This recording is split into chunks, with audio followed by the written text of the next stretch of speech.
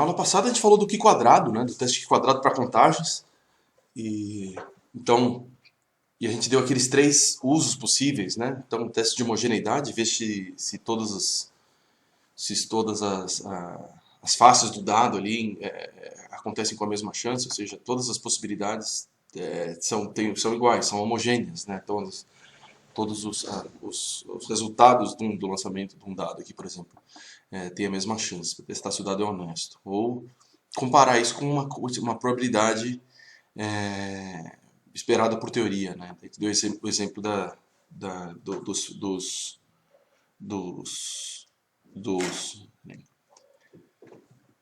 o exemplo dos fenótipos das ervilhas, né? Então, que tem que cair no 3:1, segundo primeira lei de Mendel, e você pode comparar uma determinada contagem com essa probabilidade esperada.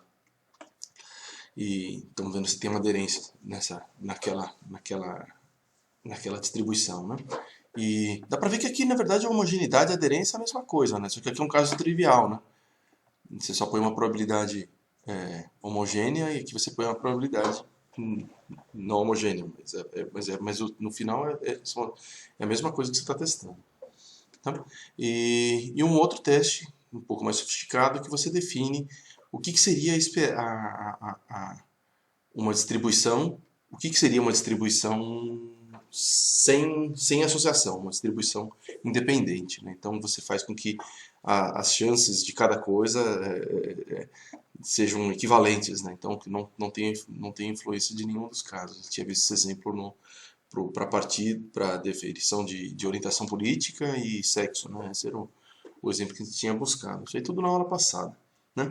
E aqui a gente pode usar um desses testes aí para resolver um problema, né? Vamos resolver um problema aqui, né? Então o professor quer saber se vale a pena avaliar seus alunos usando prova, né? Então, em relação esse é o que ele faz geralmente, né? Colocar prova e trabalho. E daí ele quer saber se daria para avaliar só por prova, se o que ele obtém de resultado de aprendizagem é equivalente, né? Então ele aplicou uma avaliação tradicional, né? Então de trabalho mais prova para 80% dos seus alunos, tá?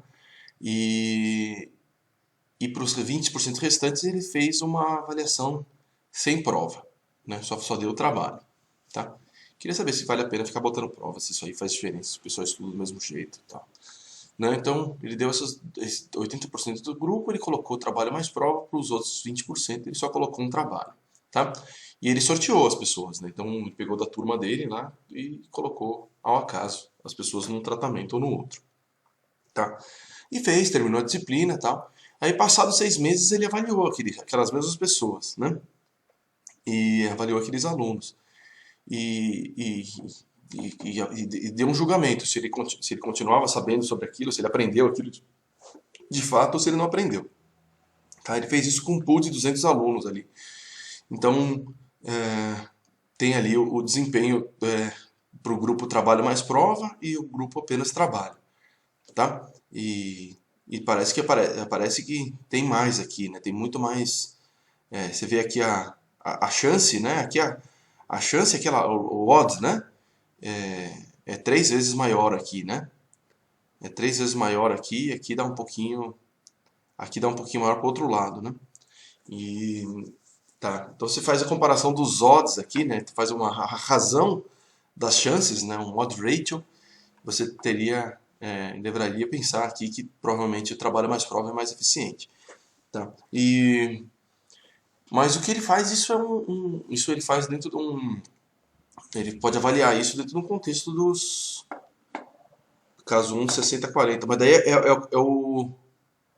que o odd é uma outra coisa, né? Não é porcentagem pura. É você pegar essa aqui e dividir pelo esse, né? Então, seria 3 aqui, o odd, né? Não é a chance, né? Não é a medida de probabilidade pura, é uma razão das probabilidades ali. Enfim, daí isso tem naquela aula de regressão logística, né? 2 aulas atrás, eu acho, 2 ou 3 aulas atrás. Mas enfim, aí ele está querendo resolver essa questão aqui com os testes com o teste Q quadrado. né? Então ele colocou essa tabelinha no R, né?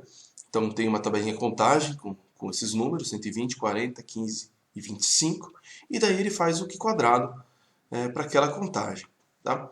E ele fez o teste Q quadrado para o de Pearson, né? Então avaliando independência. Tá? Aqui tem uma correçãozinha, correção de Yates, mas a gente não quis usar. Tá? É uma correção que às vezes funciona, às vezes não funciona bem. Então aqui eu estou pedindo para ele não usar essa correção, para ficar exatamente do jeito que a gente faz em aula. Tá? E que a gente viu na aula passada. Tá? E daí ele obtém o valor de Q quadrado, então aplicando aquela formulinha aquele jeito de calcular a estatística, né? Então, observado menos esperado, eleva ao quadrado, divide pelo esperado e soma tudo, né? E ele tem lá um Q quadrado de 20, né? Então, fazendo aqui, comparando esse observado com um esperado que tem aquele controle das chances, né? Para ficar com o mesmo valor de chance, né? Então, e daí ele olha esse Q quadrado com uma distribuição teórica, né? Distribuição Q quadrado teórica com grau de liberdade de 1. E ele vê que tem um p-valor baixinho, tá? E beleza, então ele conseguiu fazer o julgamento ali, que trabalho mais prova parece ser mais eficiente, né? Então, que o jeito a metodologia de ensino que ele dá tem associação com o nível de aprendizagem, né? Então, aqui já olhando os resultados, ele fica, putz, eu tenho que continuar aplicando prova, né? Então, pelo menos os alunos, do jeito que participam no meu sistema de aula, que tem trabalho e prova, se eu só tirar a prova e colocar só trabalho, eu vejo que o engajamento diminui e as pessoas aprendem menos, né? Então ele tem evidência suficiente para esses 200 alunos aqui, tá? E a gente pode olhar se isso aqui encaixa todas nas premissas, suposições do teste, né? Então, os dados são de frequência absoluta, contagem, sim.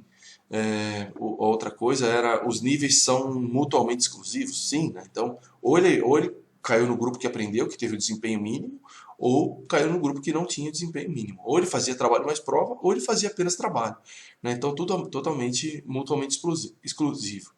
Tá? E depois aqui, ao menos 80% das células tem que ter contagem esperada maior que 5.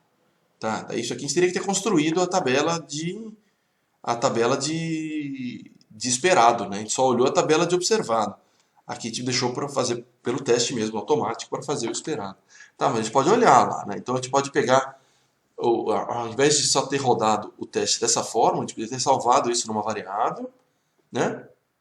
Então a gente consegue acessar nessa variável temporária que a gente criou aqui, consegue ter acesso ao Q quadrado, consegue ter acesso à tabela observada e à tabela do esperado, né? Tá? Então esses valores aqui, só para lembrar como é que ele fazia a conta, né? Então ele pegava, multiplicava a soma das linhas com a soma das colunas, né? E dividia pelo total, né? Para conseguir cada um desses valores. Esse 108, então, foi o 120 mais 15 vezes o 120 mais 40. Divide tudo por 200, né? Que é o número de alunos. Né? Então e assim por diante, né? Assim que ele fazia, assim que ele faz para obter o esperado. E tá bem, né? Porque você vê que ali todas as células têm contagem maior do que 5 ali no esperado, né? Maior do que 5 e nenhuma tem contagem menor do que 1. Né? Então passou nas premissas todas desse teste. Mas é um teste meio. É uma estratégia feia, né? De você ter que ficar prestando atenção nesse monte de detalhe, né? Para poder rodar o teste, né? Então, uma estratégia seria fazer um teste que usa reamostragem, né? E não precisa fazer não ficar tomando cuidado com essa questão das contagens, né? Você pode usar isso para qualquer base de dados, né? Você não tem que ficar tomando cuidado para saber se a base de dados encaixa ou não na suposição do teste, né? E daí a gente pode fazer isso aqui. Só que é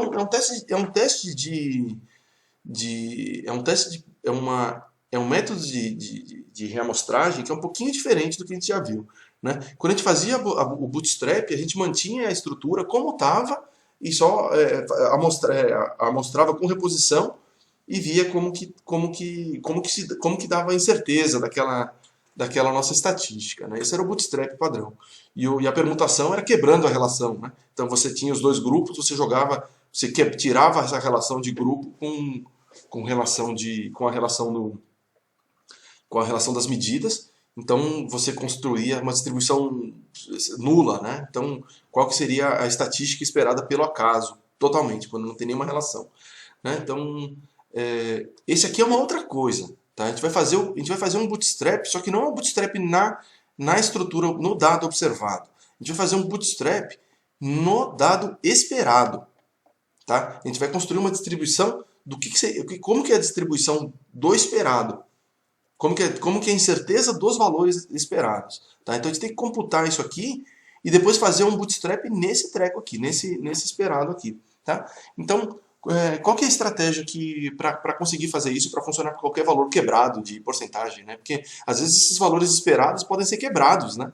No exemplo que a gente viu na aula passada, dava um valor quebrado. Daí como é que você faz como é que você faz bootstrap de número quebrado, né? Você tem que trabalhar de uma outra forma, tá? E o atalho que a gente vai fazer aqui é trabalhar com um sorteio de uma distribuição uniforme, tá? Então a gente vai sortear 200 números de uma distribuição de 0 a 1 e depois esses 200 números são os 200 alunos ao acaso, considerando que eles vieram do esperado, né? E depois a gente vai fazer uma classificação desses valores de probabilidade de acordo com os valores limites de probabilidade aqui, né? Então, eu tenho aqui o meu sorteio dos 200 números, né? Sorteei 200 números de uma distribuição uniforme com valor mínimo 0, valor máximo 1. Tá, então está aqui um monte de números, 200 números. Eu botei aqui os primeiros, né? E daí eu vou olhar e comparar com a distribuição de probabilidades total. Que o 108 é 54% da amostra. Tá? É o 108 dividido por 200 dá o 54. Né? Então o 27 dividido por 200 dá o ponto 135. E assim por diante, né? Então, o que você tem que fazer agora é construir isso aqui, acumulando, né? Fazendo uma probabilidade acumulada, de forma que ela comece no 0 e termine no 1. Né? Ou seja, eu vou criar uns limites de probabilidade dessa forma aqui. Ó. Entre 0 e 54, eu vou falar que é desse grupo trabalho mais prova aprendeu. Tá? Então, qualquer número aleatório, de qualquer número sorteado aqui, dessa distribuição de 0 a 1, que cair nesse intervalo entre 0 e ponto 54, eu vou pintar de azulzinho ali, que é aquela condição ali, aquela combinação de atividade e desempenho. Tá? E daí, acumulando o ponto 54 com o ponto 135, eu chego no ponto 67 aqui. Tá? Então, tudo que acontecer entre o ponto 54 e o ponto 67, eu vou chamar de vermelhinho. Tá? E assim por diante. Né? O ponto 65 até o ponto 93 chamar de verdinho. Né? A gente tinha feito uma coisa parecida com essa naquele exercício da análise das vacinas, deficiência da Coronavac. É um bootstrap nessa mesma lógica, né? Esse é um outro jeito de fazer, né? Mas enfim, funciona muito bem para contágios. Tá? Mas enfim, conseguimos então classificar então, esses valores de probabilidade dentro dos grupinhos ali, de forma a ter a mesma... está mantendo a probabilidade de cada categoria. Só que ela tem uma aleatoriedade ali, né? Então você pode colocar mais, pode colocar menos. E ter um erro naquela medida, e colocar o erro dessa medida que vai permitir estimar a incerteza dessa distribuição. Tá? Então fizemos dessa forma, e depois que a gente fez isso, é só fazer a contagem, né? A contagem pelo bootstrap. Então a gente pega quanto que deu nesse vetorzão aqui classificado, quanto que deu cada categoria, qual foi a frequência observada da categoria. E uma vez que você tem isso aqui, você computa o Q quadrado nesse valor esperado, gerado por Bootstrap. Tá? E você faz isso várias vezes, faz as suas 10 mil vezes lá, e você vai gerar uma distribuição. Né? Uma distribuição dos Q quadrados ao acaso, o Q quadrado do esperado ao acaso. Né? Então, o que seria? Se tivesse homogeneidade, se tivesse independência ali, né? Então não tivesse nenhuma associação entre o tipo de atividade dada para os alunos e o desempenho que eles tiveram na matéria ali. Né? Se não tivesse nenhuma relação, colocar prova e trabalho ou colocar só trabalho, se não tivesse nenhuma associação, você esperaria você esperaria ter valores de Q quadrado que vai ter muito zero, né? Então, que não tem diferença, não tem distância entre o observado. A gente espera que não tenha distância entre o observado e o esperado, né? Na média, né? Na média. Só que é o quadrado, né? Então ele fica. A média vai para o outro lado, né? Ela fica toda positiva. Então não vai ficar centrado no zero. Né? Se fosse só observado menos esperado, ele centrava no zero. Mas como ele está botando a diferença quadrática, então só vai ter valor positivo, mas o centro da posição, o centro da distribuição antes de elevar ao quadrado seria no zero, né? E enfim, daí geramos ao acaso então esses Q quadrados, né? Os Q quadrado ao acaso, fazendo esse bootstrap do esperado, né? E daí a gente olha aonde que o nosso Q quadrado observado caiu nessa distribuição. Caiu lá no 20, né? 20 e meio. Ou seja, vai dar zero aqui, né? Não vai dar para aparecer nada. Tá? É essencialmente isso que é feito no teste Q quadrado. Né? Se você pega aqui a função, quando você pega aqui uma função com grau de liberdade 1, né, que é isso que ele está rodando, ele vai construir ele vai desenhar uma distribuição Q quadrado que adere muito bem a essa distribuição bootstrap do esperado. Tá? Então, o que a gente está fazendo é a mesma coisa que a gente já fez nos vários outros testes, né? No teste T, na ANOVA, na regressão. Aqui é a mesma coisa, só que a gente está vendo aqui, a gente está vendo que essa distribuição nula é a distribuição dos Q quadrados distribuição do Q quadrado, assumindo que ele veio de uma distribuição independente esperada, né? Então que ela veio daquela distribuição que a gente tinha dado a priori, né? Então, se a gente quisesse fazer aqui com esse caso, né, a gente poderia fazer esse mesmo exemplo aqui com essas probabilidades homogêneas do dado, ou com a probabilidade teórica das ervilhas ali pela primeira lei de Mendel, né? Então, na verdade, você está fazendo qual que seria a distribuição esperada ao acaso que surge do bootstrap do esperado, tá? Para aquele tamanho de amostra, né? Para aquele N, né? Para aquele número de lançamentos, para o número de ervilhas contadas, né? Ou para o número de pessoas entrevistadas. Aqui a gente está fazendo para o número de pessoas que fez o trabalho, né? Que fez trabalho e prova ou fez só trabalho, né? Os alunos do cara, tá? Então esse é o jogo, né? Fazer um bootstrap. É isso que está sendo feito ali. A gente nem pensa dessa forma, mas quando você está fazendo um teste Q quadrado, o que você está fazendo é um bootstrap do esperado. Tá? Adere super bem. Né? Adere super bem quando segue a premissa. Né? Tem aquelas premissas ali. Quando segue essas premissas aqui, vai aderir muito bem. Se não seguir a premissa, não vai aderir. Né? Então, só que essa premissa é muito feia. Né? A gente fala, poxa, por que a gente tem que seguir essa premissa? Por que a gente tem que fazer o bootstrap só quando não segue a premissa? A gente poderia fazer sempre, né? Poderia usar dessa forma sempre. Então vamos pegar esse exemplo do cara, né? Então aqui ele vai funcionar direitinho, vamos só terminar esse exemplo aqui. Então está aqui o Q quadrado observado no 20,5, né? Então a gente pegou o 20,5, viu que caiu bem fora da distribuição, tanto a distribuição analítica, a função densidade de probabilidade Q quadrado, né? Para grau de liberdade 1, quanto pela distribuição gerada pelo bootstrap, né? Então deu super baixinho, né? O p-valor. Né? Se você fizer aqui qual que é a chance de encontrar um Q quadrado ao acaso maior ou igual ao Q quadrado observado, né? Vai dar zero aqui. Nessas 10.000 repetições que a gente fez, vai dar zero. Tá? Mas então, quando você trabalha com dado dado simulado, você tem essa chance de encontrar zero, né? Mas quando você trabalha com a distribuição analítica, então vendo a área que está aqui, né, depois dessa linha verde, né, a linha, qual que é a área que está depois a integral dessa curva vermelha, depois que passou pelo Q quadrado observado, depois que passou pelo verde. Né? Daí ele vai dar lá 5,9 elevado a 10 a menos 6, né? Ou seja, é zero. Né? Mas só que quando você trabalha com uma distribuição analítica, você consegue pegar valores estimar probabilidades muito pequenininhas.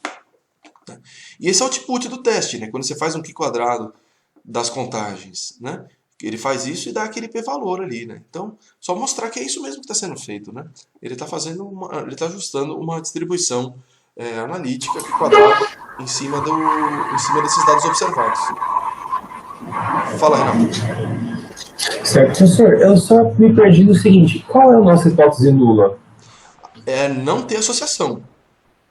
Sua hipótese nula é que não tem associação, ou seja, não tem a chance aqui quando você pega 108 e divide por 52, vamos lá, é que você espera que seja, deixa eu diminuir aqui. Quando você pega 108 dividido por 52, a gente espera que dê a mesma coisa de 27 dividido por 13, né? Então essa é a hipótese nula. Então isso aqui são os odds, né? Lembra que a gente viu na Tá. aula de regressão logística que a gente viu os odds, né? Então aqui a ideia de um teste de independência é que a razão dos odds, né, ou odd ratio, né? Esse é o nome que se dá, odd ratio, que o odd ratio é 1, né? Então que ele tem a mesma razão de chances, né? Ou seja, ele tem independência, né? E a gente podia fazer dessa forma, ou podia pegar o 108 e dividir pelo 27, dá a mesma coisa que 52 dividido por 13, né? Os dois dão 4, né? Então você pode fazer tanto na linha quanto na coluna, não importa, né? Esse teste funciona da mesma forma. Então, a hipótese nula é que os odd ratios são iguais. Ou seja, que a não associação é que a razão dos odd ratios é 1. Certo. Então, nesse caso, a gente aceita essa hipótese é independente, né? Eles são independentes. Ou ele aprendeu ou ele não aprendeu. Não, independência no Certo. sentido de. é, Tá, isso aqui seria independência, né? Se ele cair dentro dessa Sim. distribuição, é porque o desempenho não depende da atividade. Se ele cair dentro dessa distribuição aqui, da distribuição em azulzinho, Sim. né? Mas o nosso caiu fora, super fora. O Q² deu lá para a Lua, né? Aham. Ou seja, a gente rejeita que veio dessa distribuição daqui. Ele não veio de um bootstrap disso aqui. Isso aqui não. Certo. O acaso aqui não é a flutuação estatística que consegue explicar o Q² observado. É muito pouca chance, é zero aqui no bootstrap ou 5 elevado a 10 a menos 6, né, na distribuição analítica, é zero. Ou seja, isso não acontece ao acaso. É muito menor do que o alfa 5% que a gente costuma usar. Sim. Tá, eu acho que eu não estou entendendo assim, como é que esse teste que a gente está fazendo, o teste eu entendi certinho, né? Mas como é que ele vai ajudar a saber se vale a pena dar prova ou não?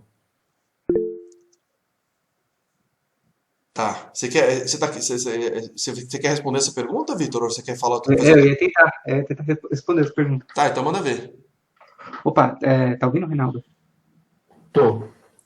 Professor, poderia voltar primeiro num slide anterior, aquele lá dos dados das provas?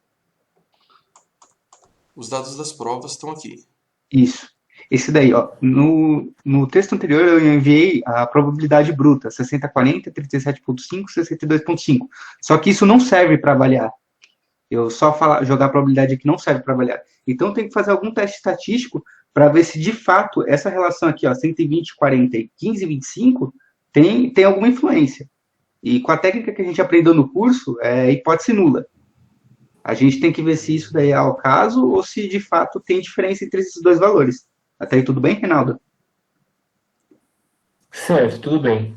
Aí você constrói uma. Agora volta lá no outro, por favor, professor.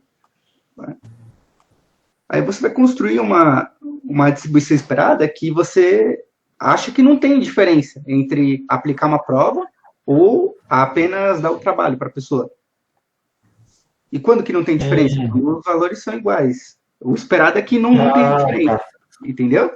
E aí você vai comparar o que não tem diferença, por exemplo, o que não seria ter diferença? Uma sala de 100 alunos é igual. Sei lá, 50 tirou a mesma nota que fazendo prova ou não fazendo prova.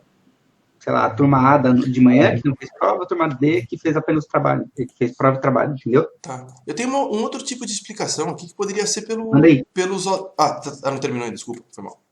Não, e aí você compara, você imagina uma turma hipotética que não importa se você dá trabalho ou prova, eles vão tirar igual. Compara com essa daí que você tem aí. E aí, dependendo do p-valor, essa diferença, você vê o quão longe você está da realidade, né? Os seus dados do mundo ideal. O jeito que eu penso aqui é colocar. Que a gente tem aqui essa relação do esperado, né? Que então seria pegar isso aqui, né? Então, pegar eles têm os odd ratios do esperado, tá? Independente. Isso aqui seria o 1, certo? A gente espera que essa razão se não tivesse nenhuma associação entre a prova, a atividade desempenhada e o desempenho, a gente espera que seja 1 com uma determinada variabilidade ali, né? Então isso aqui seria a distribuição ao acaso dos quadrados, considerando que eles vêm de uma distribuição que tem a mesma chance, a mesma razão de chance, tá? E a questão aqui que a gente está olhando, a gente vai querer olhar para o dado observado, né? O nosso dado observado, ele tem o 120 por 40, ou seja, vai dar 3 aqui, e para o outro lado vai dar 15 por 25. Então dá 0,6. Ou seja, você está querendo avaliar se o odd ratio dessas coisas aqui, se esse odd ratio de 5, ele vem de uma distribuição 1, no fundo. Então se ele ficasse próximo do 1, você falaria, poxa, colocar só a prova, colocar o trabalho, não faz diferença. Mas aqui a gente viu que a razão deu 5. Né? Depois você só olha qual que tem o odd maior. Né? O odd maior é para aprender, fazer trabalho mais prova. Enfim, um outro tipo de explicação. Não, deu para entender legal, com as duas explicações, gente. Obrigado. Tá. Então pronto. Diga. Valeu? Então não precisa nem fazer o teste estatístico, era só pegar o odd ratio e acabou? Ó. Não, mas só que só fazer o odd ratio, você não sabe qual que é a incerteza, né?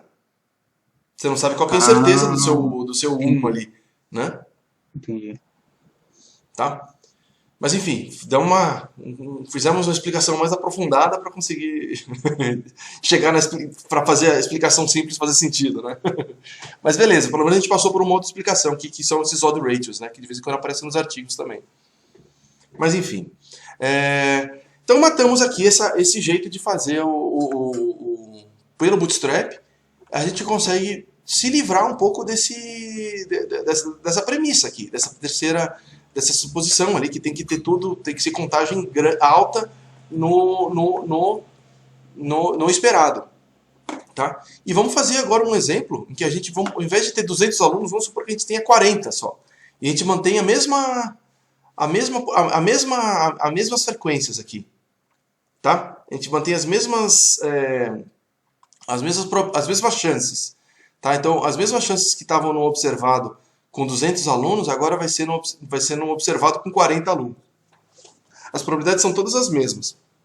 Tá? Quando você faz o Q² ali, para uma contagem pequena, né, ele vai falar, opa, talvez essa informação esteja incorreta, talvez a aproximação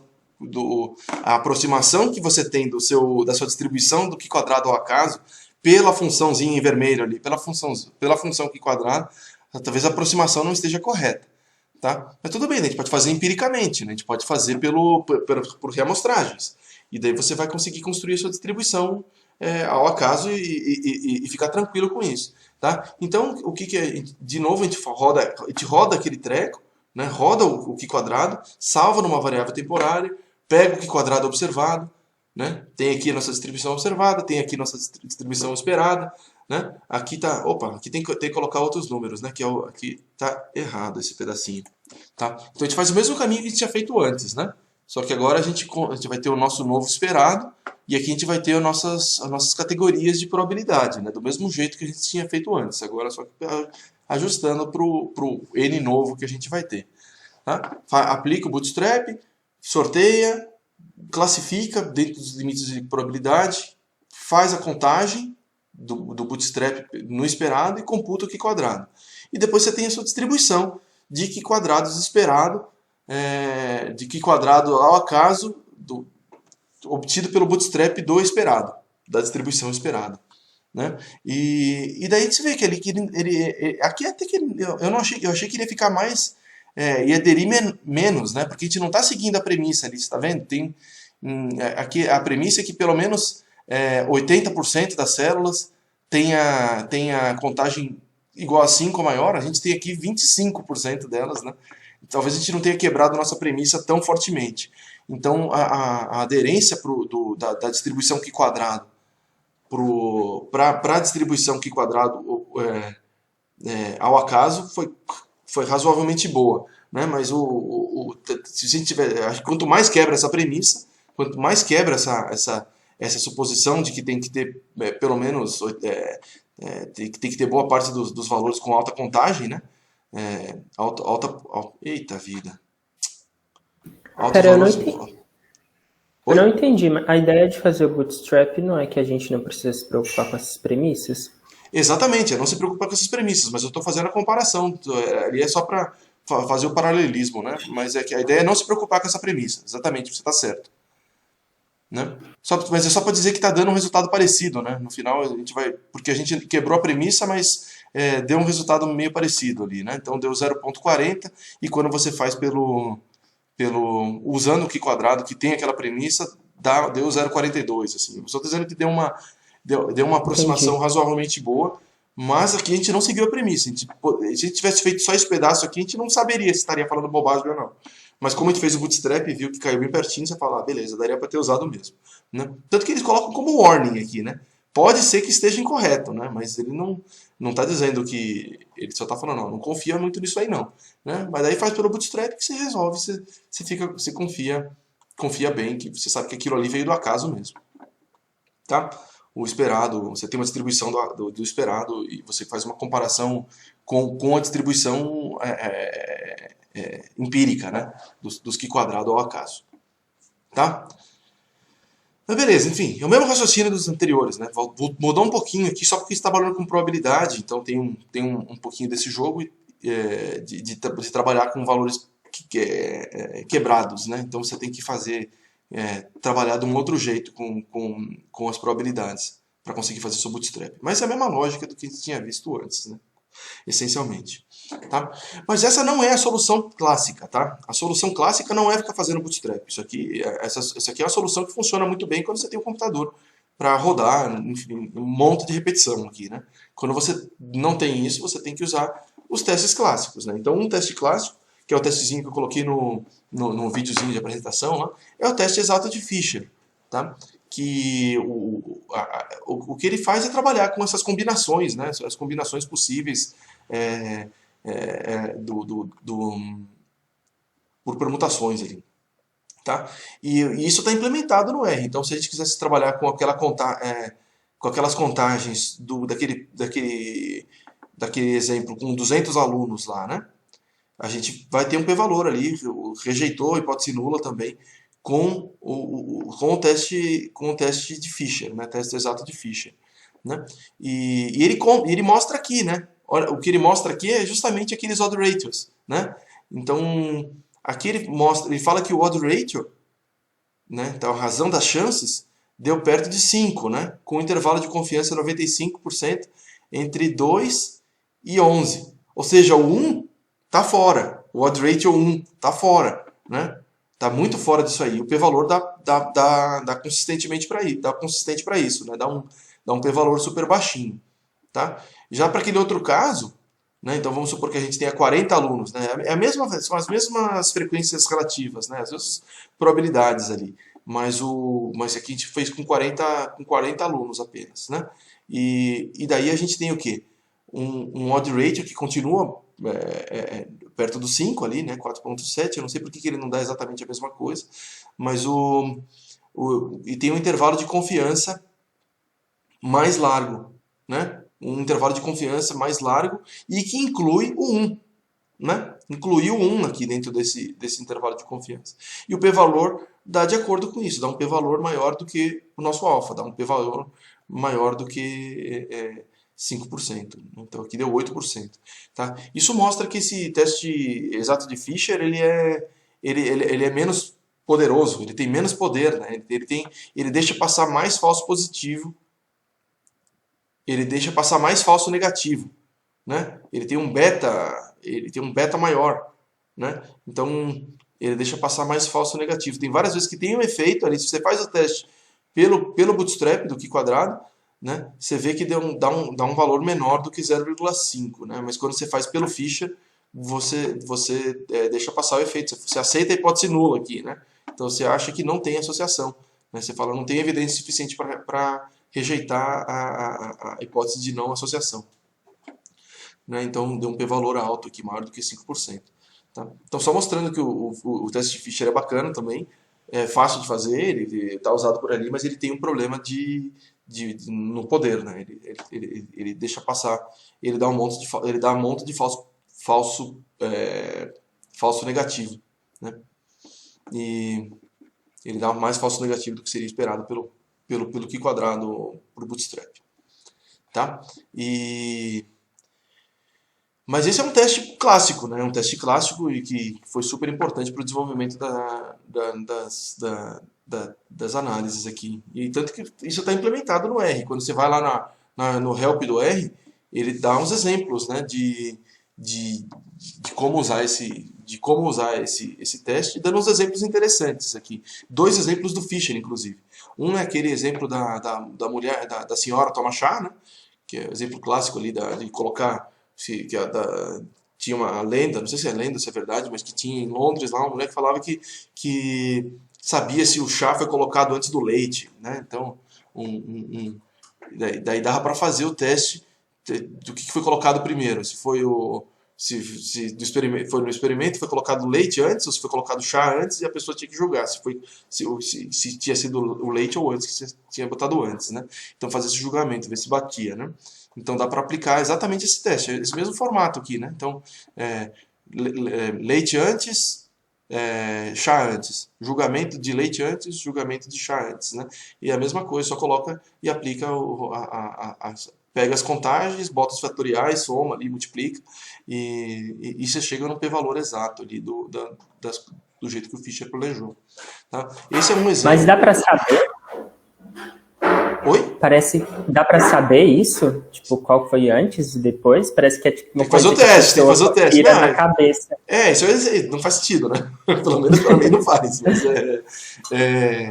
Mas dá pra testar, né? Enfim, tem gente que consegue diferenciar as cervejas, né? Pega essa cerveja de milho toda aí e fala, isso aqui é melhor que essa, isso aqui é melhor que essa. Né? Dá pra fazer o teste também, eu não percebo a diferença, mas talvez alguém perceba, né? E dá pra fazer o teste também, esse é um tipo de teste. Que dá para ver se o que a pessoa tomou e o que ela julgou, né? Dá para fazer o mesmo teste usando a mesma estratégia, né? A estratégia do Fisher, ali, ver se os julgamentos teriam vindo pelo acaso. Ou usa o Fisher, ou usa o Q quadrado, se precisar tem que usar o Q quadrado Bootstrap, mas tem aí a ferramenta. Tá? Um outro exemplo era, esse aqui eu não conheço direito, mas é associado a influência genética na criminalidade, né? Então, eles avaliam a frequência de gêmeos homozigóticos e gêmeos dizigóticos, né? Então, gêmeos que vieram do mesmo embrião e que vieram de embriões diferentes, qual que era a frequência de criminalidade ali, né? Então, esse aqui é um outro exemplo que dá para resolver da mesma forma. Também vai ser um outro exemplo do tipo matriz 2x2, né? Então, um outro exemplo de matriz 2x2. Então, tem ou é gêmeo monozigótico ou dizigótico, foi preso ou não foi preso, né? Então, 2x2, do mesmo jeito que a senhora toma chá, né? Chá com leite, leite com chá, né? Mas dá para fazer desenhos mais sofisticados também, com mais níveis, né? Então, aqui é um exemplo de satisfação com o trabalho associado ao nível a quantidade de dinheiro que o cara ganha, né? Daí separaram aqui, esse exemplo é com 5 níveis, né? 5 níveis 5 níveis de satisfação, acho, e 1, 2, 3, 4, 5, 6, 7 níveis de pagamento. Enfim, a gente vai olhar agora isso aqui tudo no R. A gente passa por essas coisas. Tá? Então vamos olhar lá no R. Vamos limpar nossas coisas aqui, começar de novo e passar por todos esses detalhes da aula. Né? Então aqui, o que tem planejado? Né? Primeiro definir aquela nossa amostra, né? Depois fazer o Q quadrado seguindo a suposição, não seguindo a suposição, rodando o Q quadrado, Q quadrado, fazendo o bootstrap esperado, depois passando pelo Fisher, né? o Fisher test, né? O Fisher exact test, e depois esse exemplinho do tutorial do R lá. Tá? A gente passa por todos eles agora. Então vamos lá. Vamos lá. Primeiro construir nossa tabelinha de trabalho e prova, ou trabalho apenas, se aprendeu ou não aprendeu. Né? Então temos aqui a nossa contagem e vamos fazer vamos estruturar isso naquela tabelinha que a gente tinha visto. Tá? Então aqui é só os detalhezinhos de como organizar os dados para conseguir rodar o teste do mesmo jeito que a gente tinha mostrado nos slides. Né? Então, quando a gente roda aqui, a gente tem uma contagem, né? Então, da nossa amostra grande. Na nossa amostra grande você pega a soma da nossa contagem grande, dá 200, né? São os 200 alunos. Né? E quando você roda o Q quadrado, só colocando o número ali, quando você trabalha com uma distribuição 2x2, com uma tabela de contingência 2x2, ele tenta fazer essa correção aqui, essa correção de Yates, tá? E que fica um pouquinho diferente do que você tinha visto em aula, mas então você pode buscar o que é isso, né? Você pode procurar no Wikipedia lá o que é essa distribuição, o que é essa correção de Yates, né? Então, tá aqui, se quiser procurar, você bota lá, eu botei o link, você pode caçar. Essencialmente é botar um fator de correção ali no nosso Q quadrado. Né? Em vez de colocar só observado menos esperado elevado ao quadrado, você bota um meio ali. Tá? Então é uma correçãozinha que às vezes funciona bem, às vezes corrige demais. Então não é uma correção que sempre corrige, às vezes ela estraga também. Tá? Então quando você roda sem nada, é a mesma coisa de falar o correct com correção. Né? Então você está botando correct igual a true. Da mesma coisa, né? Quando você roda sem falar nada, ou colocando correct igual a true, você está rodando essa correção de Yates. Tá? Mas eu posso botar um correct igual a false aqui, então eu tenho o Pearson, o teste quadrado de Pearson clássico. Tá? E que deu aquele Q quadrado com aquele grau de liberdade. Tá? Né? Então esse aqui seria seguindo a suposição. Quando a gente faz sem seguir a suposição, né? Então a gente tem uma tabelinha com menos dados, né? Então eu vou fazer a contagem pequena aqui. Soma da contagem pequena. Está com uns 40 pessoas, né? Então quando a gente roda o Q quadrado do R, ele fala, epa, talvez eu esteja fazendo bobagem. Aí você fala, putz, talvez eu não tenha ajustado bem, será que eu confio que é o 0,10, será que não, né? Tá? Daí, isso aqui é com a correção de Yates, e quando você faz sem a correção do Yates, faz o Pearson clássico, aparece um p-valor menor. Você fala, putz, eu estou fazendo um negócio que eu tenho 2 julgamentos diferentes, dependendo da correção que eu faço, eu não estou seguindo premissa, então vou fazer pelo Bootstrap. Né? Tá? Primeiro eu vou fazer o Bootstrap usando a amostra grande, só para mostrar que funciona. Né? Então, pegar aquela amostra que tem 200 pessoas, né? Tem 200 pessoas, e vamos rodar para ver se dá a mesma coisa. Tá? Então vamos fazer passo a passo aqui. Tá? Então a contagem, primeiro a gente constrói a tabelinha, né? A nossa tabelinha de contagem. Tá? E depois a gente roda o Q quadrado. Né? E salva numa variável temp. Né? Essa variável temp vai ter todas as informações do nosso teste, todas as estatísticas parciais e tal. Todas as contagens. Então você olha lá o que tem nessa variável temp. Né? Tem a estatística, que é o Q quadrado. Depois tem o parâmetro da nossa distribuição nula, que é o grau de liberdade, a gente não vai usar isso. Né? O p-valor para isso aí, também a gente não vai usar isso. O método, que foi o Pearson Q-square test. Né? O nome da variável. O dado observado, que é uma matriz 2x2, né? com esses 4 valores. Os esperados, que é uma outra matriz 2x2. E depois tinha lá os residuais, um desvio padrão dos residuais, enfim, tem todos os elementos que, a gente que são usados para fazer essa computação aí, até coisa a mais. Tá? Mas o que a gente está interessado é pegar o Q² mesmo, só o Q² observado. Né? Então esse é o 20, esse é o nosso Q² observado, que a gente vai comparar depois com a distribuição bootstrap. Né? E a gente vai construir nosso Q² ao acaso. Vamos fazer aqui 10.000, né? Então vou definir a variável a priori, né? Tudo com vazio, 10.000 valores NA, né? Então fica um montão de NA, e é onde eu vou salvar os meus Q² gerados pelo bootstrap do esperado. Tá? E depois eu posso olhar aqui como que é o nosso dado observado, computar o N, né? Nosso N é 200, né? Então é a soma de todas essas contagens aqui, tá? E temos aqui o nosso esperado, né? Tem o nosso esperado, então que os odd ratios seriam iguais, né? Teria tudo, o odd ratio aqui seria igual ao odd ratio aqui, o odd ratio dessa coluna seria igual ao odd ratio dessa coluna também, né? E a gente está transformando isso em probabilidades. A gente está pegando esse esperado e dividindo por 200. Tá? Então chegamos naquelas probabilidades ali. E a gente quer usar agora o quê? A gente está fazendo a soma acumulativa desses valores de probabilidade. Tá? Então a soma acumulativa desses valores de probabilidade vai dar o quê? O 54, depois o 54 mais 13, que dá o 67, depois o 67 mais 2.6, que dá o ponto 93, e o ponto 93 mais ponto 6, que dá o 1. Né? Então é só fazendo a soma acumulada aqui dos valores de probabilidade, até dar 100, né? Até dar 1, né? Então até dar o 100%. Tá? E esses vão ser os limites da nossa classificação. Né? A gente vai gerar valores aleatórios e depois vai olhar dentro de que limites de probabilidade ele está. Né? Se ele for menor do que 54, a gente fala... Vamos rodar aqui de novo. Se ele for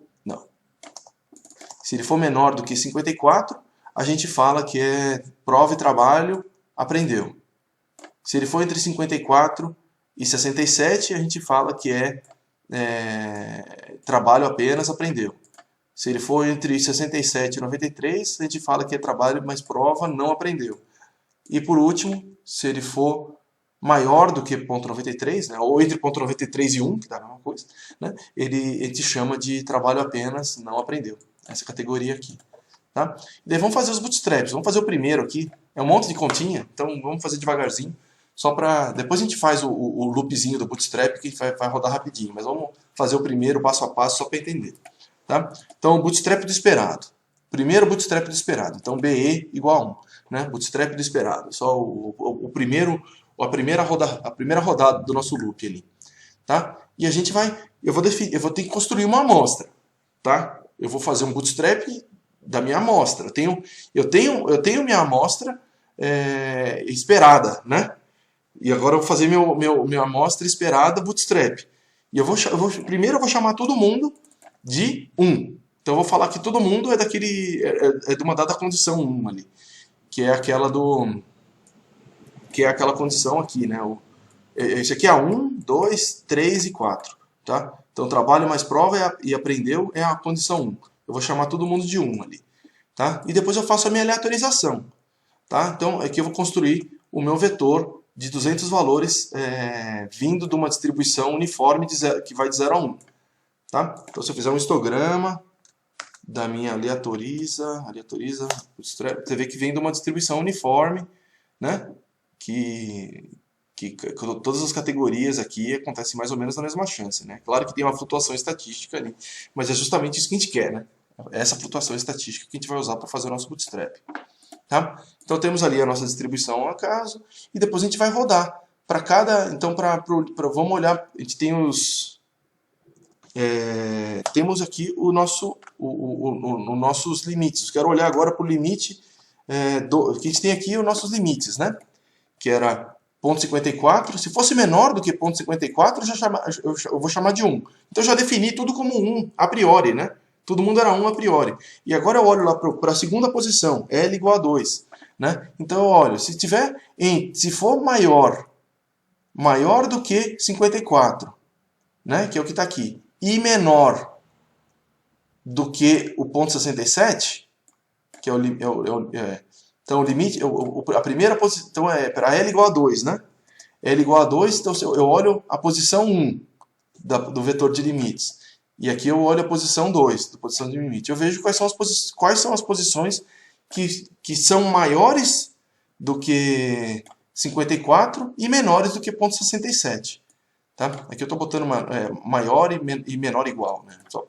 Mas vai dar na mesma. É uma distribuição contínua, né? Então tem todos os valores possíveis. Então isso aí não tem densidade de probabilidade nenhuma, né? E é muita sorte se cair exatamente o mesmo número que o computador fez. Não vai acontecer. Tá? Então temos aqui as posições que cumprem aquilo lá, que é maior do que 54 e menor do que 67. Né? Então true é quando aconteceu aquilo. Tá? E daí, vamos pegar toda vez que aquilo lá deu true, né? Então tem essas posições em que deu true. Eu vou tirar, ele está como 1 lá, mas eu quero que agora ele seja o quê? 2. Né? Então, ele estava tudo como 1 e agora eu vou forçar que seja 2. Então, se eu rodar esse negocinho aqui de novo, agora vai ser tudo 2. Então, minha amostra agora vai ter 1 e 2. Certo? Antes era tudo 1, agora tem 1 e 2. E se eu vou para o limite 3... né? Eu vou achar quando que ele é maior do que o 2 e quando que ele é maior do que ponto 67 e menor do que ponto 63. Vai acontecer algumas vezes lá. Né? Então, tem algumas posições em que isso dá true. Né? Tem true e false ali, de vez em quando dá true. E daí, essas posições, nesse momento, estão 1, mas eu quero que elas virem 3. Né? Então, eu atualizo. E pronto, agora essas posições são 3. Né? E temos lá, agora 1, 2 e 3 na nossa amostra. E depois a última vez que a gente roda o L4. Né? E o L4. Então, acha as posições em que é maior do que ponto 93, né? Entre ponto 93 e 1. Né? E nesse momento elas são 1, mas eu quero atualizar para ser 4. Né? E elas ficaram 4 agora. E a nossa amostra agora vai ter 1, 2, 3 e 4. Ou seja, tem uma amostra aqui, bootstrap, do nosso esperado. Né? Seguindo as probabilidades. Esses valores de probabilidade aqui, eles vieram do nosso esperado. Né? Então, qual que é a densidade de cada categoria. Tá? E abaixo de 5.4 vira 1. Né? Ele começa inicialmente com 1. Né? Primeiro caso, eu inicio o vetor tudo com 1. Tá? E depois temos aí nossa amostra. A gente podia rodar isso aqui de uma vez só, né? Pum, já está tudo rodado rapidinho, né? E fazemos a nossa contagem, né? Então, nossas contagens estão aqui. Vamos botar os nomes das dimensões, só para ficar do mesmo jeito. Então, temos aqui a nossa contagem do bootstrap do esperado. Tá? A ideia é que ele fique parecido com o nosso esperado, né? O nosso esperado era isso aqui, né? O nosso esperado era o 108, 52, Isso aqui ele deu próximo daquilo, né? É esperado que ele dê próximo, né? É uma flutuação estatística ali, flutuação amostral, né? Daquele esperado, tá? E beleza. Então ali agora é só computar o nosso Q quadrado daquele valor esperado, daquele valor de contagem bootstrap do esperado, né? E daí eu vou colocar aqui o contagem bootstrap do esperado e rodar um Q quadrado nele, né? E salvar isso dentro de um temp. Então tem o nosso temp ali, né? Isso aqui é, claro, tudo bobagem, né? Não interessa pra gente essas coisas que estão aqui. A única coisa que interessa pra gente é o valor do Q quadrado, né? Que a gente está querendo construir o nosso Q quadrado esperado. Q quadrado ao acaso. E daí a gente vai colocar lá. Por enquanto a gente não tem esse valor, mas agora a gente vai atribuir, né? Então a gente tem agora o nosso Q quadrado ao acaso para aquele primeiro bootstrap que a gente fez, né? Tá, esse é o primeiro, né? E agora a gente faz no loop, né? Sem ficar olhando passo a passo, né? Então roda num loop do bootstrap 2 até o último, né? Então até o 10.000, né? Começando a definir nossa amostra, começando tudo como tudo 1, depois aleatoriza o nosso, gera um vetor de probabilidades de valores entre 0 e 1, seguindo uma distribuição uniforme, classifica né? O restante, então, atualiza o 1 para 2, 3 e 4, faz a contagem e salva o Q² ao acaso. Né? Então, aqueles 4 passos lá que a gente já tinha visto nos slides. Tá? E está rodando aqui. E agora nós vamos ter a nossa distribuição Q² ao acaso. Né? A gente pode fazer um histograma dessa parada. Né? Um histograma do Q² ao acaso. Tá? Então tá lá. Ele tem muito valor aqui concentrado perto do zero. Né? Então, que seria sem diferença entre o esperado e o esperado e o observado, né? Pensando que agora o observado é o bootstrap do esperado, né? Então a gente espera que caia tudo pertinho do zero mesmo, né? Beleza, essa é a distribuição nula. Tá? E agora a gente faz o histograma disso do jeito bonitinho, né? Então isso aqui é só para fazer aquela figura que eu usei no slide. Tá? Então, Q² ao acaso, aí desenha a linhazinha do Q² analítico, né? Então essa distribuição de densidade de probabilidade da função do Q² para aqueles valores de x para grau de liberdade 1. Né? Então a gente vê que faz uma aderência perfeita. Né? E por último, olha onde que caiu o nosso Q² observado. Né? Nosso Q² observado caiu lá para frentão. Né? Então a gente pode computar o p-valor. A gente está fazendo um bootstrap, né? Então tem que fazer o p-valor analítico. Né? Então, quando que desse Q² observado deu maior ou igual ao nosso Q² observado. Né? Então, nunca. Né? Nunca aconteceu. Nunca aconteceu, dentro dessas 10.000 vezes. Tá? E se quiser comparar com o analítico, tá aí. Né? Tá aí para comparar com o analítico, que é o que é gerado quando você roda a função Q² tradicional, né? Daquele p-valor ali. Esse mesmo p-valor que a gente observaria aqui. Tá? Que é a partir dessa função densidade de probabilidade vermelha aqui. Né? Então, está fazendo o P dela. Né? Me fala, para aquele valor de Q² observado, qual que é a função de probabilidade acumulada, né? Do menos infinito até o valor de Q² observado. Né? Isso aqui vai dar 0,99, um montão. Né? Então, a gente quer o complementar. Né? É o que está para o lado de lá, né? Para cima do nosso Q² observado. Então, a gente bota um menos e matou. Deu zero nele. Tá? Beleza, matamos aqui. A gente poderia fazer a mesma coisa agora para fazer para o nosso... Usando a nossa, ao invés de usar a amostra grande, vamos usar a nossa amostra pequena. Né? Então, vou rodar aqui. Agora a gente tem a nossa amostra com 40 elementos. Né? E a gente pode repetir a coisa toda. Tá? Então, nosso Q² deu 4. Né? Então, tem bem menos evidência. O outro tinha dado 20, né? O nosso agora deu 4. Você vê que tem bem menos evidência quando você tem menos elementos. Né? E tem o nosso N, que é 40. Os nossos limites, né, que mantém a mesma coisa, porque a gente manteve as mesmas probabilidades. Faz o primeiro bootstrap. Né? Aqui, então, gera tem aquele observado e cai um esperado aqui com probabilidade toda quebrada. Né? Isso que mostra que daí a gente precisa usar precisa usar depois o bootstrap com valores vindo de uma distribuição uniforme ao acaso. Né? Então temos aqui o primeiro Q² ao acaso, roda para os outros 99, os outros 9.999, chega no nosso, consegue fazer o nosso histograma, tá? Tá aqui o nosso histograma dos Q² ao acaso, né? A partir dessa distribuição com menos elementos. Aderiu razoavelmente bem, né? Você vê que não caiu bem bonitinho, né? Você vê que tem mais espaço ali, né? Então você vê que a aderência não é perfeita. Quanto mais longe da premissa fica, pior fica a aderência, tá? Mas aqui não fugimos tanto, pelo jeito, né?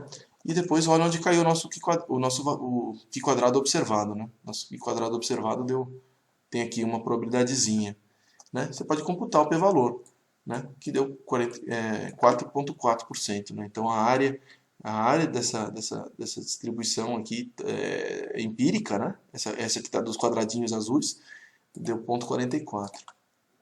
Né? Mas se fizesse pela analítica, né? Então a área embaixo da linhazinha vermelha dá 4,2%. Né? Então, apesar de não aderir, ele deu o mesmo resultado. Apesar de não dar uma aderência perfeita ali, deu um resultado muito parecido, né? Então, a gente não seguiu a premissa, a gente pode estar falando bobagem, mas a bobagem, pelo menos agora que a gente já viu pelo Bootstrap, a gente viu que a nossa bobagem não era tão feia. Tá? E beleza. E agora a gente pode fazer o Q quadrado. Ao invés de fazer o Q quadrado, essa é a solução por amostragem, né? Mas a ideia clássica é resolver pelo Fisher, né? Então, vamos lá, a gente vai fazer o Fisher. Eu vou fazer o Fisher aqui só para amostra pequena, né? Só para mostrar que aqui não vai dar o efeito, né? Quando você faz o Fisher. Quando você faz pelo Bootstrap do esperado, dá um p-valor baixinho. Aqui a gente rejeitou a hipótese nula, né? Mas quando você faz pelo Fisher, pum, a gente não rejeita a hipótese nula, deu 0,8. Né? Então, mostrando que tem menos poder mesmo, né? Então, o mesmo dado, com um teste diferente, né? A gente está usando um teste que tem menos poder. Então, um teste mais conservador, né? Então, a gente vai perder algumas vezes o efeito, aí, mais do que seria o esperado. Né? Ele consegue só enxergar quando a evidência é muito forte. Tá? Então, não é um teste que o p-valor não dá exatamente o que a gente imaginaria ali pelo Q quadrado. Tá? Pelo Q quadrado, pelo Bootstrap. Tá, beleza. Então vamos agora só aquela última parte, né, do tutorial do Fisher que tem no site do R, tá? Então, se você pegar isso aqui e jogar lá no... Eu não tenho aqui? Tá, vou abrir uma janela nova. Então, se você entra no site do R, procura sobre essa função do Fisher Test, né? Ele vai explicar a função e vai te dar também uns exemplos, né? E esses exemplos aqui que eu copiei e colei para lá, tá? Que é o caso da mulher que toma chá, dos criminosos, dos gêmeos criminosos, e depois aquele negócio de trabalho e salário, né? De felicidade no trabalho e o salário que o cara ganha. Tá? Então vamos pegar o primeiro deles aqui. Tá? Deixa eu só limpar isso aqui. Limpa tudo, zera tudo e vamos lá para o tutorial. Vamos começar. Tá? Então, copiado e colado ali, vamos procurar o do caso da mulher que toma chá. O exemplo da mulher que toma chá é isso aqui, né?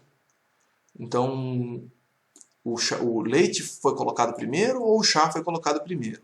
Não, a verdade, né? A verdade é que o leite foi colocado primeiro ou o chá foi colocado primeiro. E daí aqui o que ela chutou, né? O guess dela, né? Ela estimou que quando o leite foi colocado primeiro, ela acertou que era o leite em 3 vezes, né? E ela errou uma.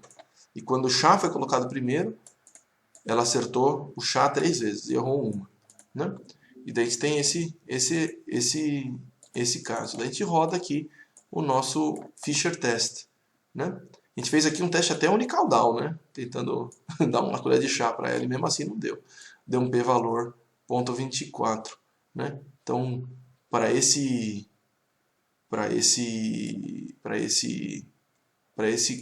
caso, o p-valor deu maior do que 5%, né? Se tivesse um caso, se a gente fizesse um outro aqui, né? Vamos fazer um outro caso aqui. Vamos abrir um. Vamos fazer o caso com 4,0, né? Esse era o exemplo que aquele vídeo explicava lá, falava que dava certo, que dava o p-valor baixinho, né? Então vamos rodar o nosso Fisher Test agora para 4,0, 4004, né? Então agora a pessoa acertou tudo. Vamos supor que ela tenha acertado tudo, né? Aí roda aqui e pim, né? Aí aparece um p-valor menor do que 5%. Né? Então, se ela tivesse acertado tudo, dentro desse N8, se ela tivesse acertado tudo, ela teria um p-valor menor do que 5%. Mas aqui não foi isso, né? Quando fizeram o experimento com ela mesmo, deu 3, 1, 1, 3. Né? E com isso aqui a gente não tem um p-valor pequeno o suficiente, né? Então essa associação não pode ser estabelecida, né? Então parece que a gente não tem evidência suficiente para falar que ela é capaz de estimar melhor do que o acaso, né? Teria que fazer com mais experimentos. Aí. Bota ela para tomar chá até não poder mais, até aumentar esse N. Tá? Aí o outro caso aqui era dos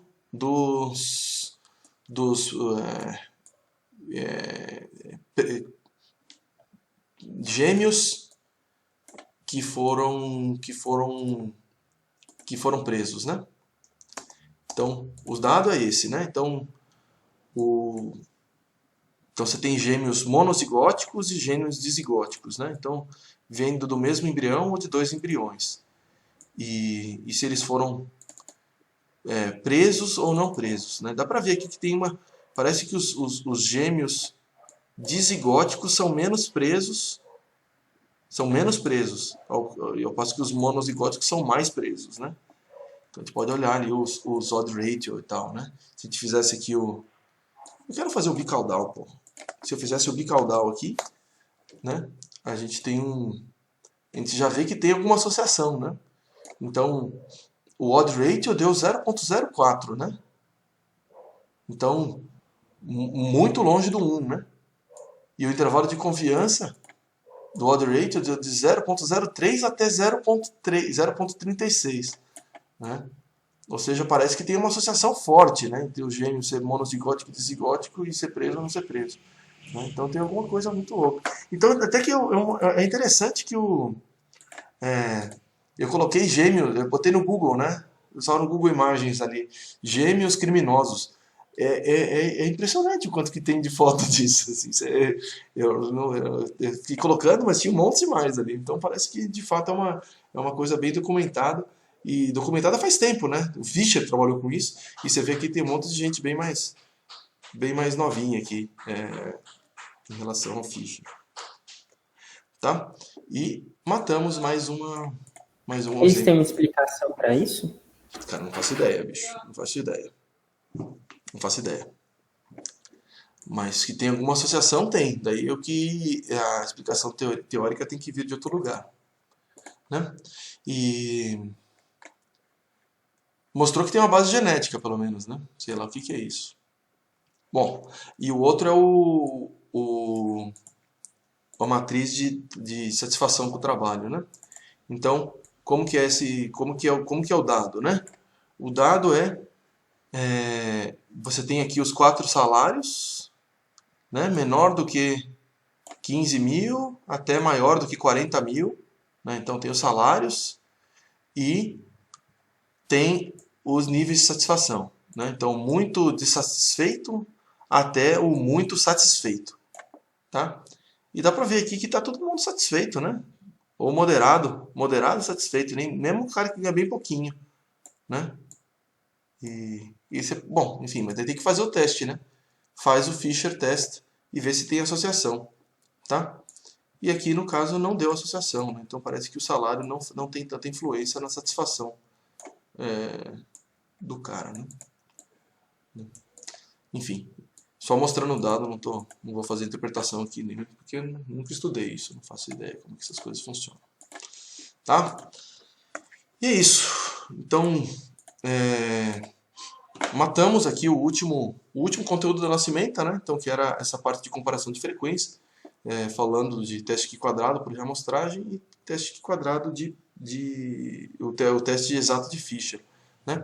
Matamos nossa ementa. A gente passou a nossa ementa passando um extra, né? Então a gente passou pela nossa ementa toda, né? Que falava de intervalo de confiança, teste de hipótese, teste de uma amostra, teste de 2 amostras, correlação, regressão, ANOVA e estatística não paramétrica. A gente passou por tudo isso daí, passando esse extra aí, né? Que eu acho que é uma coisa super importante, né? Eu acho que isso aí devia estar na ementa e isso devia ser a coisa mais fundamental, que são esses testes por permutação e bootstrap, né? De fato, eu acho que esse é o jeito que permite explicar essa história, né? É o jeito que, na verdade, o que todos esses testes estão fazendo é aproximar a distribuição que seria esperada por esses métodos de reamostragem, né? Então, é muito mais fácil trabalhar com isso, uma vez que você tem um computador disponível, né? Pelo menos. tá? E matamos aqui, então, os problemas básicos da inferência estatística, né? Que é trabalhar com estimação e com teste de hipótese. E na maior parte dos casos a gente fez estimação usando o Bootstrap, né? E na maior parte dos casos a gente fez teste de hipóteses usando permutação. Quando você tem uma amostra, você faz teste de hipótese com Bootstrap, né? E nesse caso aqui que a gente viu hoje, a gente fez um Bootstrap do esperado ali, daí não dava para fazer permutação. Mas é sempre, ou é um ou é o outro, você só tem que ficar pensando, você fala, como é que eu resolvo isso aqui? No final é sempre uma permutação ou um Bootstrap para você resolver seu problema, né? Você só tem que gastar um tempinho ali para conseguir resolver seu problema. Mas uma vez que você sabe que essas ferramentas estão aí, você já resolveu todos os problemas de inferência estatística básicos, pelo menos, né? Dessa estatística frequentista, né? Que é o padrão, né? Usado nos artigos aí e o que é ensinado nos cursos de estatística, né? Os cursos de estatística introdutórios, pelo menos, né? A gente não viu nada de estatística de verossimilhança quase, e não viu nada de estatística bayesiana, né?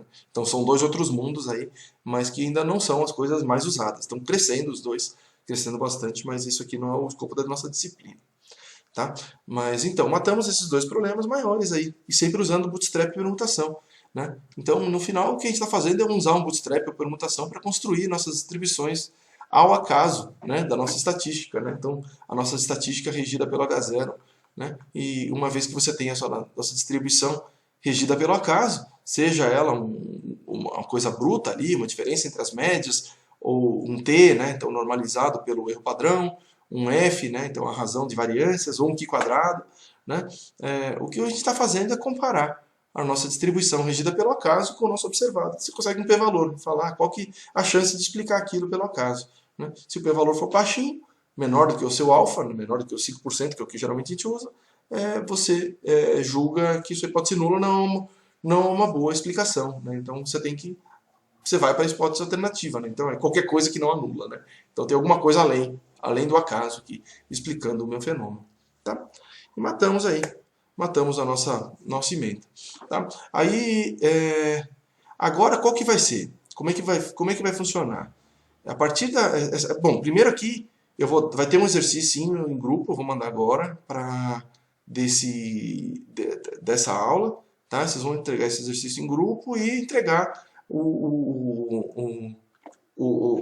a última parte do texto de narração, né? A texto de narração e os scripts de R para conseguir repetir o que vocês fizeram, né? Então, jogar isso aí que vocês têm que entregar agora, nesse domingo, dia 11, né?